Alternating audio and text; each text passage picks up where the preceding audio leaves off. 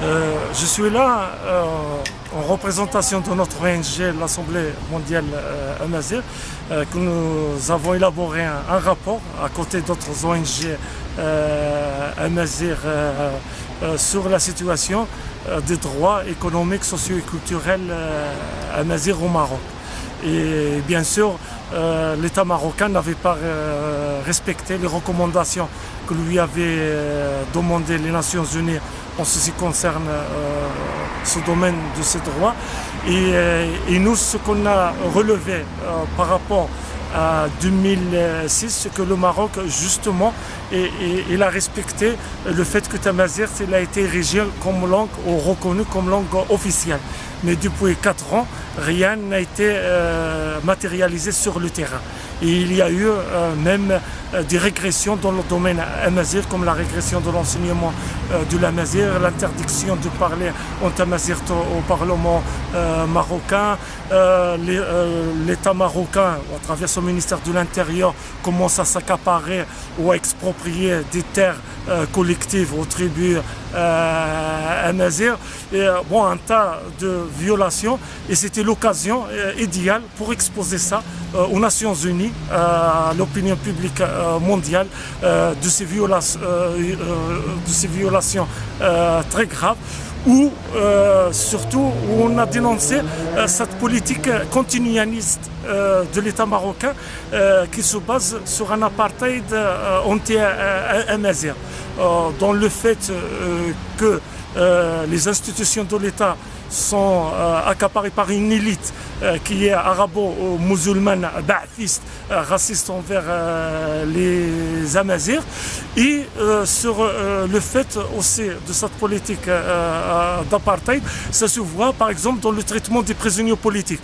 Au Maroc, on libère les salafistes, les sahraouis, les hommes d'extrême gauche, sauf les Amazirs.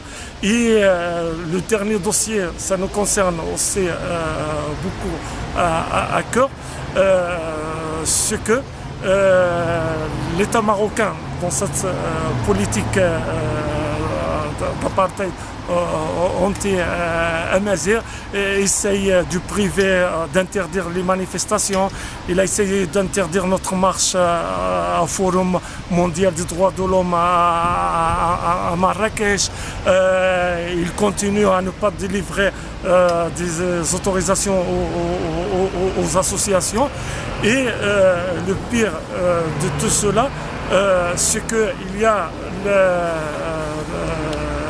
le cas du ministère de l'enseignement cette année. Il n'a rien fait pour généraliser l'enseignement de l'amazigh au cycle primaire, et il n'a pas voulu sortir la loi organique pour la mise en œuvre de l'officialisation de la langue amazigh, en gagnant son temps, la laissant à la dernière année de la législation, comme si on a la sensation que l'État marocain, ses gouvernants et ses partis politiques sont tous complices avec cet État, de gagner le temps pour l'arabisation, ou pour dire l'assimilation ou le déracinement des enfants amazigh et des écoliers. Les questions, elles étaient vraiment pertinentes. Surtout, ça nous a fait beaucoup plaisir que les experts ont pris en considération les rapports de la société civile, des ONG amazigh comme Tamazra, Tamaïnout, bon, les autres ONG très présentes, même l'association marocaine des droits de l'homme et des associations féminines et sahraouis. Ce qui est extraordinaire, c'est que les experts ils ont posé cette question comme une question fondamentale, cruciale. Ça a été répété par plusieurs dans les débats.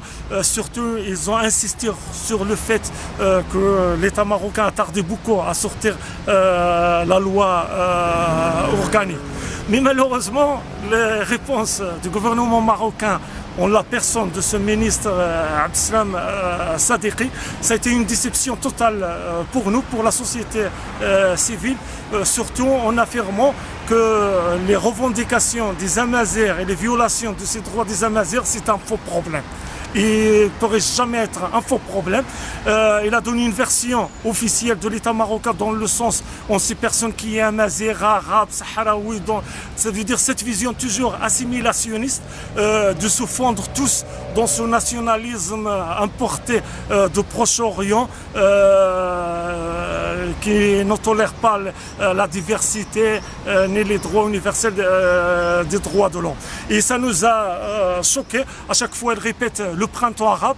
Il n'y avait jamais eu de printemps arabe, c'était toujours du printemps démocratique du peuple.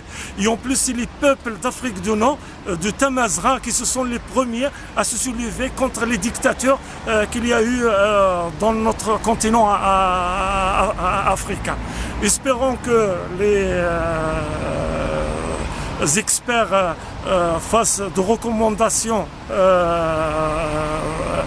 objectives, réalistes, et que le Maroc soit tenu à traduire ça sur le terrain et à ne pas nous donner des rapports élaborés sur papier qui restent dans les armoires des bureaux ou des édifices diplomatiques.